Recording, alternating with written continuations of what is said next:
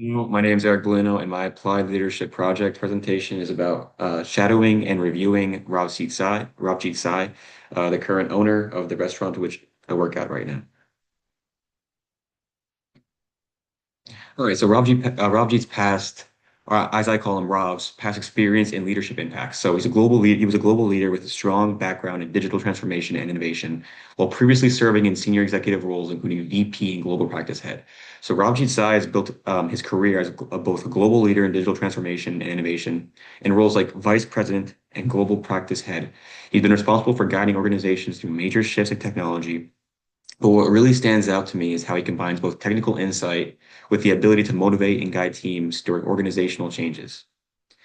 The other one is expertise in managing large-scale technology programs with full P&L responsibility while leading multi-geographic teams across the United States, Europe, and India. So I'll get more into P&L, but he's managed some very large and complex technology programs, and he's been very responsible for P&L, meaning oversees both the technical success and the financial outcomes.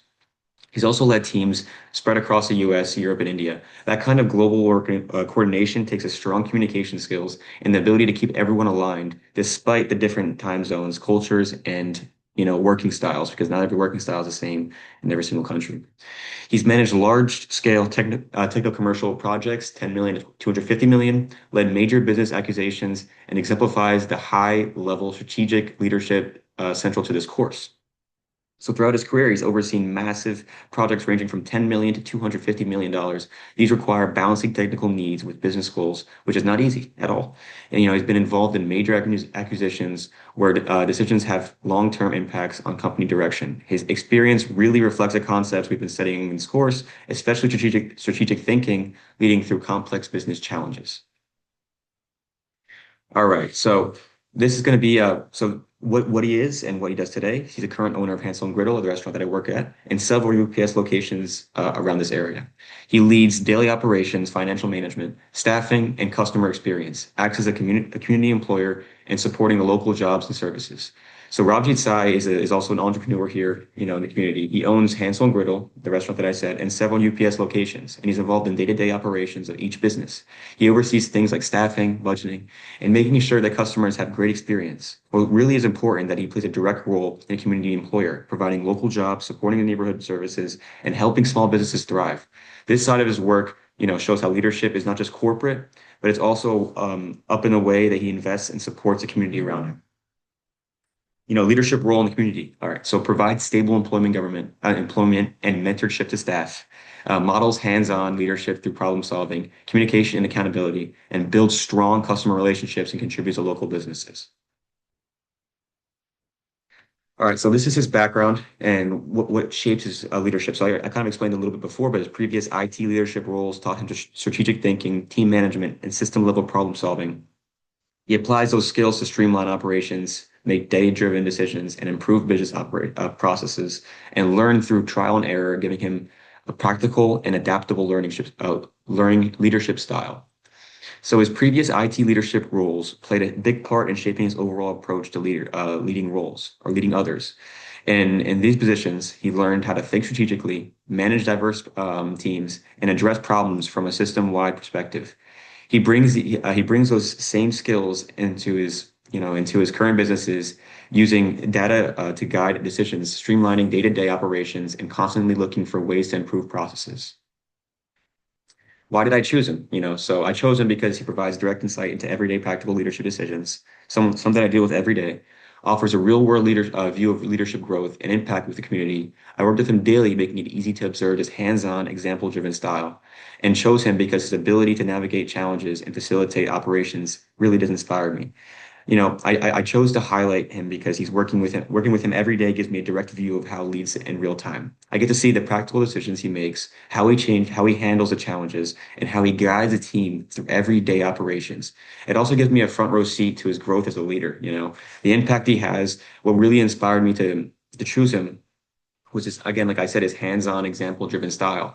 He does not, tell people what to do. He works alongside them and shows them what good leadership looks like in action, right? So it's easier to see in action rather than just being told, a certain process. So, seeing it in action, seeing it actually happen helps me a lot.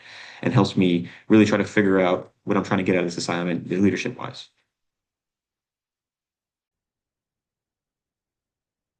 All right, so the interview findings and key themes, right? So interview was scheduled for Saturday, November 1st. That was the first one I made at 4 p.m. Eastern, 30 minutes via video. It was better for me to do it on Zoom because a lot of the time he's busy with all the different businesses that he's managing. All the questions would focus on leadership style and how it influences a team culture and performance. So the interview also explored how like he communications styles and the complex strategic vision to the teams that spread across the globe. Often working across different cultures and time zones. A big part of it is understanding and how he makes high stake decisions that affect the entire business. This includes like the P&L responsibility that I told you before, that I was explaining before, meaning how he's accountable for both financial performance and operational outcomes of his projects. He also led major businesses acquisitions, which require careful planning, risk assessment, and long-term strategic thinking. Observing how he balances, these responsibilities provided a great example of leadership at the highest level. You know, I explores how he communicates, yeah, like a vision to global and cross-cultural teams. And the one of the biggest things that I was really looking at when I was, shadowing him and interviewing him, especially, was highlighting his commitment to continuous improvement, including leadership skill he actively trying to refine. So even at the highest level, and even after all these years of working in IT and P&L and working across the globe in different time zones, he's still working to perfect his craft, to perfect his leadership styles, to be the best leader he can be, even at the time he's at in his career. So something like that really inspired me, and it told me that you can't just be settled. You can't just settle with what you have, and you have to go for more. All right, so shadow plans and expected lessons. So for the shadowing plans and expected lessons, the shadowing details were Friday I shadowed him, Tuesday I shadowed him, and then Thursday I conducted the interview. It was in person, and then observation will take place during the observation took place during virtual cross-function meetings or strategic planning sessions. A lot of the time I was working and he was working as well, so it gave me a good moment to not only just take notes and understand what he was doing as a leader, but also just to see it, again, hands-on, and it helped a lot more. And it was very convenient at the time as well. The leadership focus areas were observe how he delegates tasks, managing conflicting, priorities, especially at the time when there was a lot of people, was very busy, and what he did to overcome that and to alleviate that conflict. The influences and how he influences the team members to continue to work hard and to continue to be, useful to the workplace. Take note of how he handles unexpected challenges, disagreements, or high pressure situations, and expect to see situational leadership in action as he adapts to his leader style to the team and context.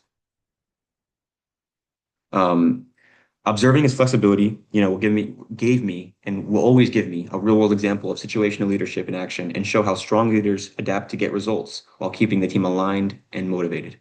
And the expected takeaways I got from it that still stick with me a lot is strategic vision execution, decision making under pressure, and stakeholder communication. All three of which are something that are very important to him and something that stuck with me as well, moving forward as a leader. So connection to the course leaderships and leadership concepts and theories. So right here it says, democratic communication, task relationship balance, and situational adaptation. So all three of which were very, very important, and all three of which were points that Rav mentioned a lot throughout the interview process and the shadowing process. Was one of the key things I noticed during my interview was how important communication styles is to effective leadership, especially to his type of leadership. In this course, we learned that leadership communication style is a set of behaviors that they consistently use when interacting with their team, and it really affects their ability to influence, build trust, and motivate others. Watching Rav, it was clear for me that he uses a democratic style. He encourages two-way dialogue, asks for input, and makes sure everyone's perspective is considered before decisions are made, right? For example, in cross-functional meetings, he asks for feedback on timeline and solutions, showing that collaboration is valued while he's still keeping the team moving forward toward action. He also balances task and relationship behaviors by clearly defining objectives and monitoring progress, while mentoring staff and recognizing their achievements. This combination helps him achieve his goals while keeping the team motivated and engaged. I can see that he also adapts his style depending on the situation and team needs, which aligns with the style approach theory about considering subordinates needs to be an effective leader. Overall, seeing him in action really highlighted that leadership isn't just about making decisions, but it's also about how leaders communicate and behave to guide their teams successfully. In conclusion, observing and interviewing Ravjit Sai, or as I call him Rav, highlighted how effective leadership combines strategy, communication, and adaptability. His democratic communication style, combined with balance of task and relationship behaviors, allows him to guide teams, handle challenges, and achieve goals while keeping employees motivated.